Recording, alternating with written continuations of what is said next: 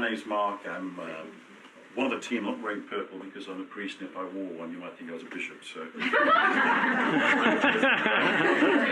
there's actually a much more practical reason why I'm wearing my purple. I'm going to stick to my notes because we've only got 2 minutes each. My question that I had to answer for you is, why do we think this program is useful for students, pupils and staff in a school? Well, I've been a school chaplain and a teacher for 25 years in Africa and here in the UK, as I'm sure many of you are or have been. And I'm sure you know, as well as I do, that the management or the business of teaching, the craft of teaching, whether it's from the side of the students or from the staff, can be a very stressful process indeed. It's punctuated with highs and lows, and as we know this time of the year, many successes as well as failures. And that can be a very stressful experience. But for me, mindfulness has taught me a very simple and yet a scientific way to manage any event or process in life in a much more efficient way, simply by retraining the brain using meditation. And that's really what mindfulness is all about. So what could this program bring to the experience of being in a school, whether you're a student or a member of staff, whatever age you may be? I think it brings a different way for adults and students and children to live. A different way to live, a different way to work, which is based on maximizing the experience of the now, instead of allowing fear and worry of the past and the future to dominate our worldviews. How do we hope to achieve this? There's a simple scientific method which uses ancient wisdom called mindfulness, which retrains the brain, and the research is coming out every day. 6 to 8 weeks, you can rewire your own brain, and no matter what age you are. You can develop new habits, new ways of living, new ways of approaching stressful situations. The research is showing that if we live and work for too long in that fight and flight mode, or fight, flight, freeze mode, it's unhealthy. It's bad for our mental health, it's bad for our physical health.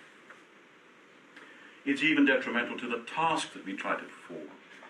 It can lead to underachievement because the wrong areas of the brain are active when we're performing those key tasks. For example, homework and revision requires logical thought, it requires creative thinking, it requires a positive frame of mind. Now, if a student goes into a homework situation or revision situation stressed out, they're not going to be able to achieve as much as they could if they were using a different part of the brain. Teachers doing lesson planning, marking, same thing. If you're going into it with using the wrong part of your brain, you're not going to be as successful. And the part of the brain we need to be using is the prefrontal cortex, that part of our brain which is to do with logical thought and creative thinking. And yet we inadvertently switch on the amygdala, which is that part of the brain which of course is fight and flight. We don't realize we're doing it, but it happens. We even use phrases with children in schools like, get to grips with it. Very aggressive, tackle it, nail it, get in that exam and nail it. When you go into an exam with that kind of thought in your mind, you're switching on the wrong area of your brain and you're not going to achieve the best results.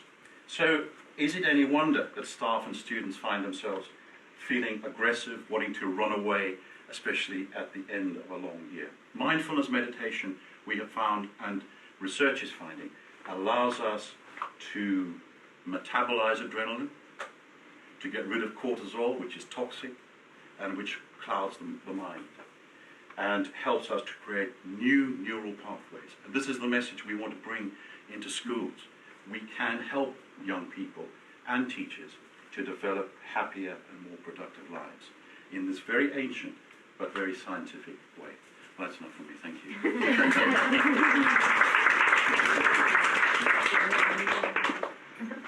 Hi, I'm Jo, and I work in Bridgewater in special schools. So and I'm going to talk to you about how has the programme developed from passionate discussions during teacher training that we were completing here, to having meetings and the benefits of mindfulness and compassion for myself, children I teach, and actually developing the programme. So about a year ago, some of us here in purple people, completed the Integrating Mindfulness and Compassion into Professional Practice qualification. And most of us on the course were working in a range of services for children and young people. We were passionate about sharing mindfulness and compassion with the children and young people we worked with, and we've been fortunate to also gain the experience of others who've completed mindfulness training here and have joined us along the journey. So together with MindfulnessUK, where Angie was also passionate to create a programme, we've held our intention to create a programme which could be implemented within education or other care settings for staff, children and young people. Over the past year, we've had many various meetings together at MindfulnessUK, exploring key elements for this programme, sharing what we have experienced personally in our practices and in our work with children and young people, all of which has helped us to consolidate this programme. Personally, mindfulness and compassion allows me to hold a greater self-awareness, balance, understanding and acceptance within my life, being able to respond to all experiences with a more compassionate and kindly way.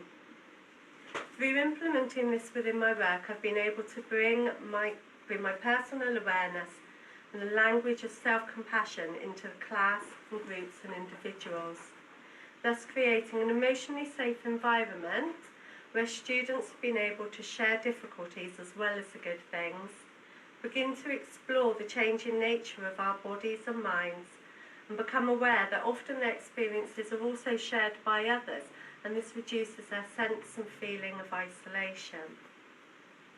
I asked a couple of students I work with, I told them I was coming here today, and so I asked them if there was anything they could say about mindfulness that they were happy for me to share with you all. One student said, I feel really different, like I can learn and do things after. I can't say how it's different, but it just is. I can observe that this student's communication is more focused, clear and relevant to situations following our practices. Another student says, I feel more calmer and relaxed, like I can breathe. This range of personal and professional knowledge, understanding and experiences are just a part of what has fed into creating this Minding Your Health Wellbeing programme, which has been born out of all of our shared knowledge and experiences.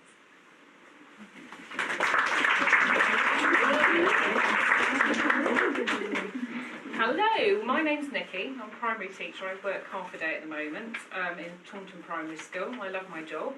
I also have a daughter with Asperger's, so I don't mind saying, I don't mean to be open, saying that I had chronic depression on and off for most of my adult life.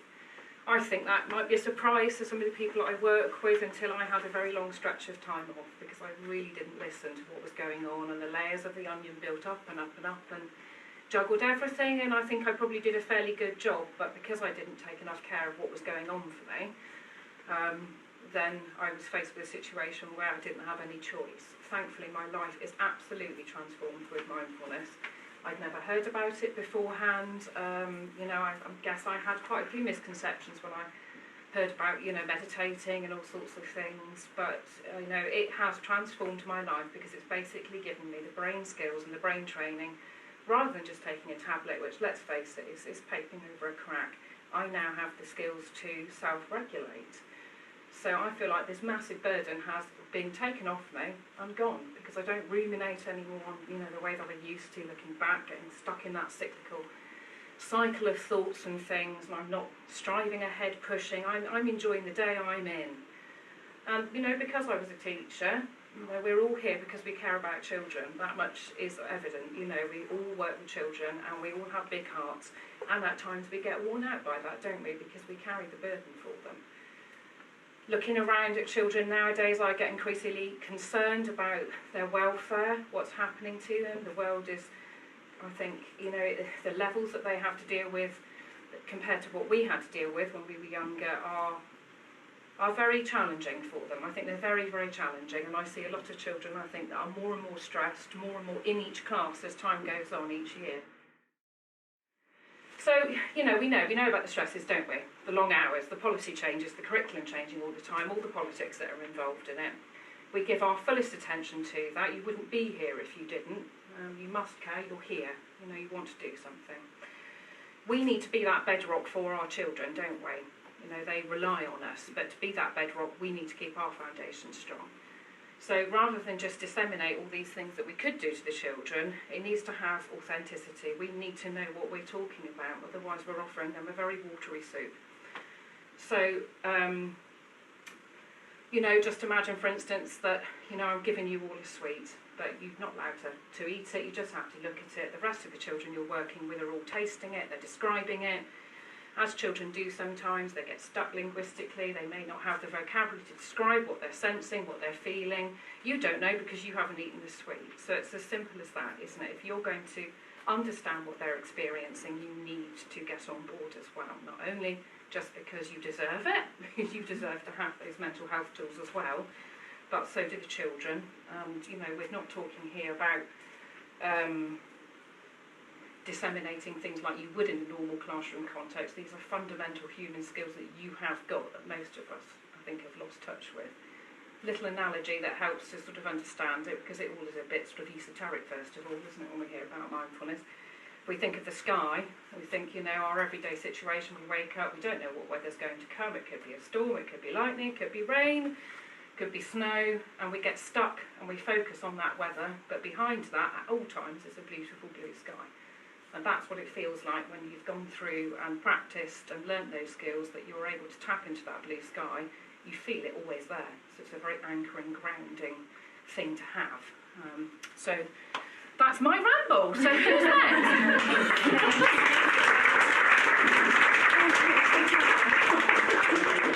Hi everybody, my name's Debbie. I currently work as a Senko in a primary school, but I've done various roles in education over the last 20 years. So I've been asked to talk to you a little bit about why this programme needs to be practical. And I felt like I kind of jumped on this question and said, can I do this one? Because I really do understand, as does everybody, how busy schools are, and all different settings that are supporting children and young people. And so really I wanted to talk to you about how this programme has been, I can say really confidently, this programme really has been developed with practicability in mind. So basically, the wealth of experience, I think, from everyone in the purple teams, because everyone's been working in similar settings, has really contributed to make sure that when we deliver it to you, when it's shared, that you can really feel that it's very practical and usable within your setting. So basically, it's a flexible. The programme offers a flexible approach to learning with a range of creative practices which can be easily integrated within your school day and setting. It's not just about standalone times of day that you need to fit something else into your curriculum. We've really thought about how it can be properly integrated and embedded into various settings without you thinking, how am I going to find another 20 minutes in my already really crazy schedule? So I just wanted to make sure that that's really clearly delivered to people today.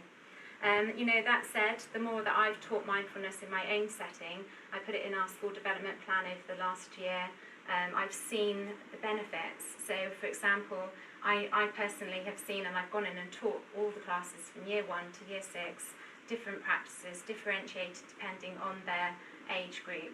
And I've done a 10-minute practice and watched them going into learning experiences, and we've witnessed that they're then more focused, their attention is better. So sometimes, although we have got other activities that are integrated in things like just lining up, for example, with the little ones, we can make it a mindful lining up exercise. There are sometimes little times of the day as well where we've realised by taking that 10 minutes to just tune them in, to do an exercise, to do a practice, they then go into their learning, and the focus and attention, they're getting more done, they're more focused, more regulated. Another lovely example is with my year 6s this year. I've worked hard with them. They had SATs, really stressful time for the staff and for the students themselves.